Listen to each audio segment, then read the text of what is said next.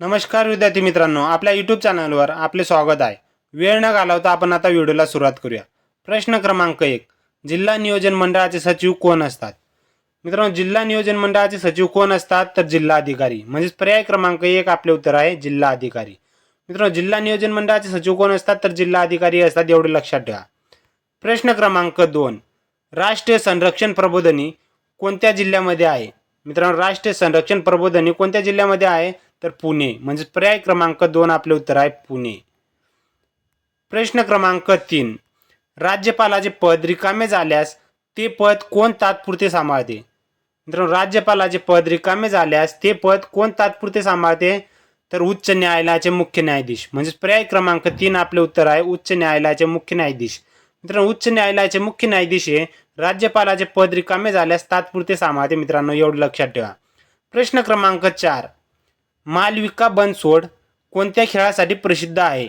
मित्रांनो, मालविका बनसोड कोणत्या खेळासाठी प्रसिद्ध आहे? तर बॅडमिंटन. म्हणजेच पर्याय क्रमांक 4 आपले उत्तर आहे बॅडमिंटन. मित्रांनो, मालविका बनसोड कोणत्या खेळासाठी प्रसिद्ध आहे? तर बॅडमिंटन. म्हणजेच पर्याय क्रमांक 4 आपले उत्तर आहे मित्रांनो. प्रश्न क्रमांक 5. गंगापूर प्रकल्प कोणत्या नदीवर आहे? मित्रांनो, गंगापूर प्रकल्प कोणत्या नदीवर आहे?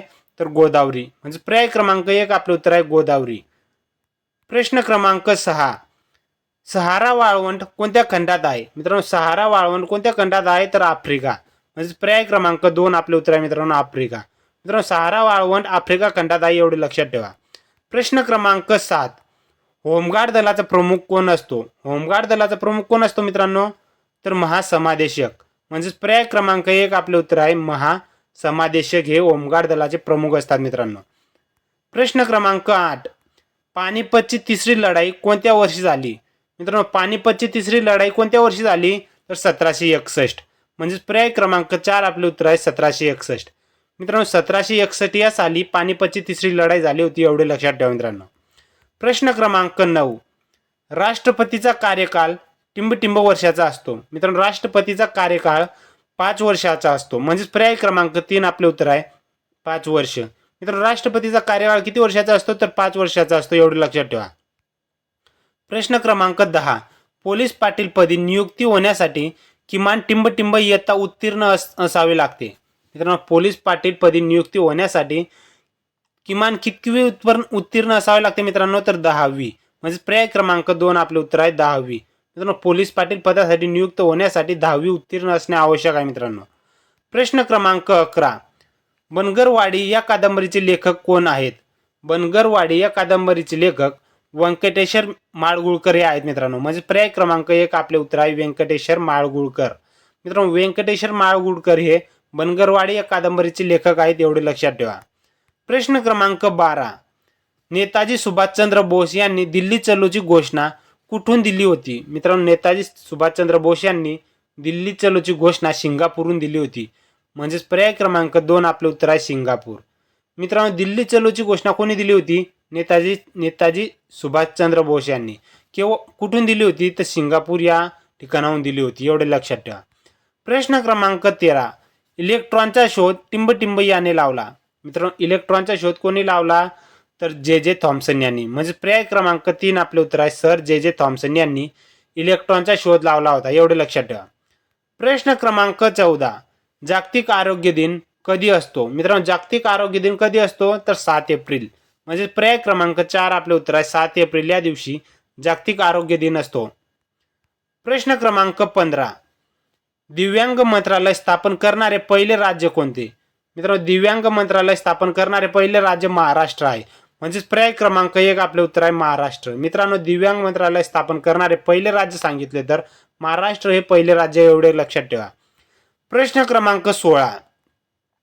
टिंबटिंब या बँकेचे राष्ट्रीयकरण होऊन भारतीय स्टेट बँकेत रूपांतर झाले. मित्रांनो, इम्पिरियल बँकेचे राष्ट्रीयकरण होऊन भारतीय स्टेट बँकेत रूपांतर झाले होते मित्रांनो. म्हणजे पर्याय क्रमांक 2 आपले उत्तर आहे इम्पिरियल बँक. म्हणजे इम्पिरियल बँकेचे राष्ट्रीयकरण होऊन भारतीय स्टेट बँकेत रूपांतर झाले होते मित्रांनो, एवढे लक्षात ठेवा. प्रश्न क्रमांक 17. ब्राह्म समाजाची स्थापना कोणत्या समाज सुधारकाने केली होती? मित्रांनो, ब्राह्म समाजाची स्थापना कोणत्या समाज सुधारकाने केली होती?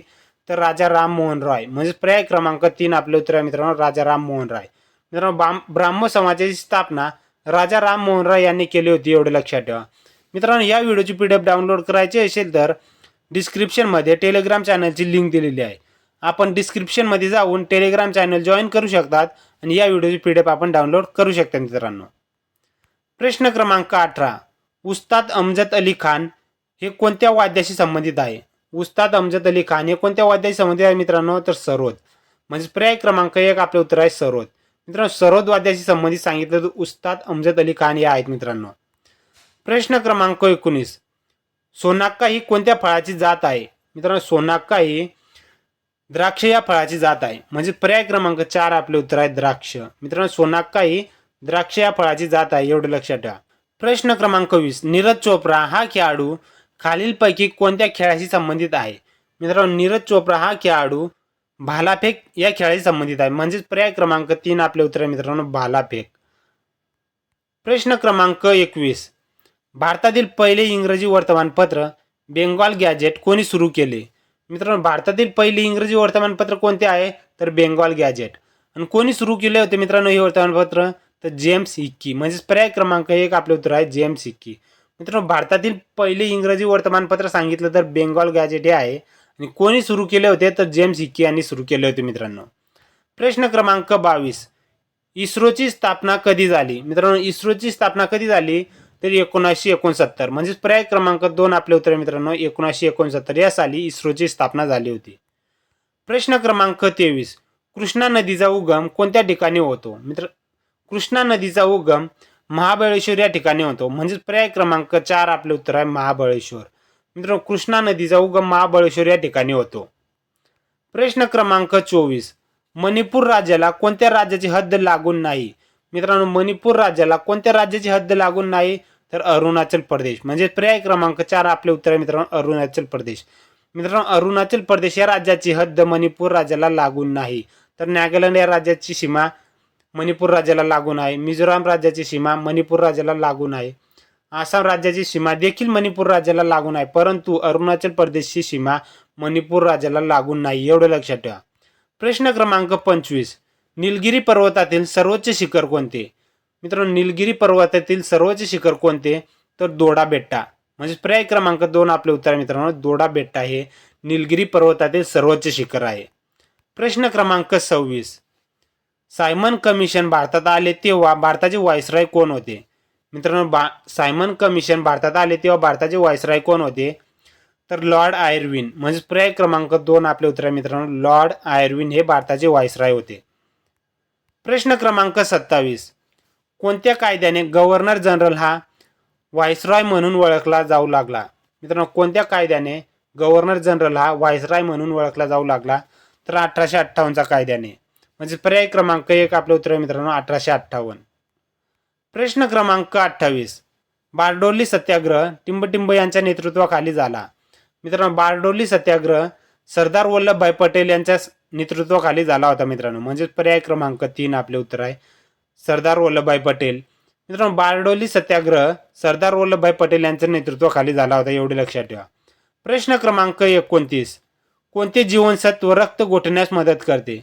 मित्रांनो, कोणते जीवनसत्व रक्त गोठण्यास मदत करते? तर के जीवनसत्व. म्हणजे पर्याय क्रमांक 3 आपले उत्तर आहे के जीवनसत्व. मित्रांनो, के जीवनसत्व रक्त गोठण्यास मदत करते, एवढे लक्षात ठेवा. प्रश्न क्रमांक 30. CV रमन यांना नोबेल पारितोषिक कोणत्या क्षेत्रात मिळाला? मित्रांनो, CV रमन यांना नोबेल पारितोषिक कोणत्या क्षेत्रात मिळाला? तर भौतिकशास्त्र. म्हणजेच पर्याय क्रमांक 1 आपले उत्तर आहे मित्रांनो, भौतिकशास्त्र. मित्रांनो, CV रमन यांना नोबेल पारितोषिक भौतिकशास्त्रात मिळाला होता मित्रांनो, एवढे लक्षात ठेवा. मित्रांनो, व्हिडिओ आवडला असेल तर व्हिडिओला लाईक, शेअर, सबस्क्राईब करा, जेणेकरून इतर विद्यार्थ्यांना देखील या व्हिडिओचा फायदा होईल. धन्यवाद मित्रांनो.